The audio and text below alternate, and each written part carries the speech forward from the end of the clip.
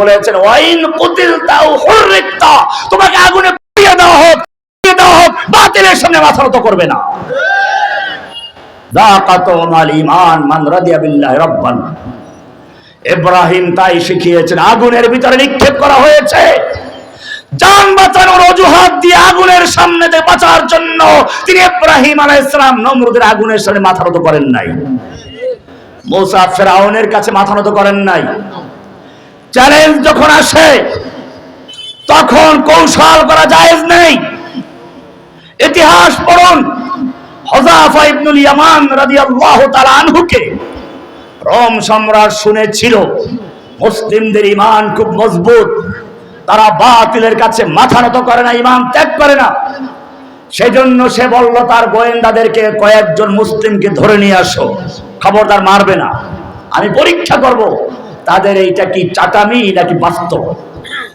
অনেক গল্প শুনি, তাদেরকে আগুনে পোড়ালেও তারা ঈমান থেকে সরে যায় না, আমি পরীক্ষা করে দেখতে চাই। হুযায়ফা ইবনুল ইয়ামানের নেতৃত্বে 70 জন সাহাবীর এক কাফেলাকে তারা গ্রেফতার করলো।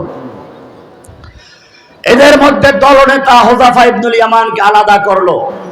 রোম সম্রাট বলল, শোনো যুবক, তোমার খুব সুন্দর চেহারা, তোমার এই যৌবন, আমার একমাত্র একটা মেয়ে আছে, আমার খুব পছন্দ হয়েছে তোমাকে, তোমার সাহস, তোমার যে চেহারা, তোমার বুদ্ধি, আমি চাই তুমি খ্রিস্টান হয়ে যাও, আমার এই মহা সাম্রাজ্যের অর্ধেকটা তোমার, আর মেয়েটা বিয়ে দেব তোমার কাছে। রাজি হলেন না, বন্দী করা হলো, একের পর এক জুলুম করা হচ্ছে। তার এক সুন্দরী মেয়েকে তার কুঠুরিতে নির্জনে দেওয়া হলো, আর খাবার দেওয়া হলো মদ এবং সুন্দর শুকর পাকানোর ভুনা গোশত দিয়ে, বিরিয়ানির খাঁটি ঘি দিয়ে, ঘ্রাণ শুনলেই যেন পেটটা ভরে যায় এরকম। আর বলে দেওয়া হলো, বলে দিবা এটা শুকুরের মাংস এবং এটা মদ, কারণ ইসলামে মদ হারাম, সেটা রোম সম্রাটও জানে, শুকুর হারাম, দেখবো তার ঈমান কতটুকু।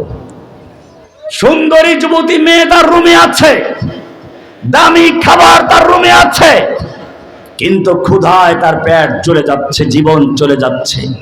ডাক্তার বারবার পরীক্ষা করে দেখছে খাবার না দিলে মরে যাবে, কিন্তু না, খাচ্ছেন না। কেন? জীবন বাঁচাবার জন্য তো খাবার জায়েজ আছে। কোরআন পরিষ্কার বলেছে, ফামানিস্তুররা গায়রা বাগিন ওয়ালা আদিন ফালা ইসমা আলাই। যখন জীবন রক্ষার প্রশ্ন আসে তখন মরা গোশত খাওয়া জায়েজ আছে। যদি জীবন চলে যায় ক্ষুধার কারণে, শুকরের মাংস ছাড়া কিছু পাওয়া যায় না, খাওয়া যাবে। মদ না খেলে, পানি পান করলে না করলে গলা শুকিয়ে মারা যাবে। এখন মদ ছাড়া কিছু পাওয়া যায় না, খাওয়া যাবে, পরিমাণ মতো খাওয়া যাবে, কোরআন জায়েজ করেছে। কিন্তু নবীর সাহাবী খাচ্ছেন না কেন? তখন এই ফতোয়ায় স্বামী লেখা হয় নাই, ফতোয়ার কিতাব লেখা হয় নাই, কিন্তু আল্লাহর নবীর সাহাবী, ফতোয়ার কিতাব লাগে না, খোদ রাসূলের সাহাবী।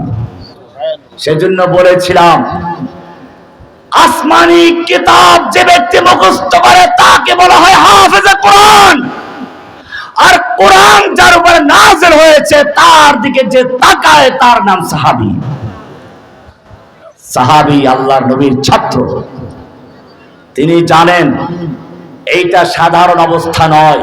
সাধারণ অবস্থায় জান বাঁচাবার জন্য মুর্দার খাওয়া জায়েজ হতে পারে, জান বাঁচাবার জন্য মদ খাওয়া হারাম হতে পারে, হালাল হতে পারে, কিন্তু যখন চ্যালেঞ্জ চলে আসে তখন মরে গেল তার জন্য ওটা খাওয়া হালাল হয় না। তিনি খাননি। ডাক্তার পরীক্ষা নিরীক্ষা বলল যে এখন যদি না খায় তাহলে মারা যাবে। শেষ পর্যন্ত তাকে হালাল খাবার দর বের করে আনা হলো, হালাল খাবার দেওয়া হলো।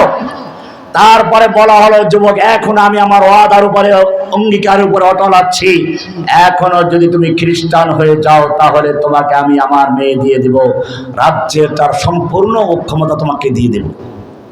রাজি হলেন না। এবারে তাদের সামনে বড় কড়াইতে তেল উত্তপ্ত করা হলো, গরম করা হলো।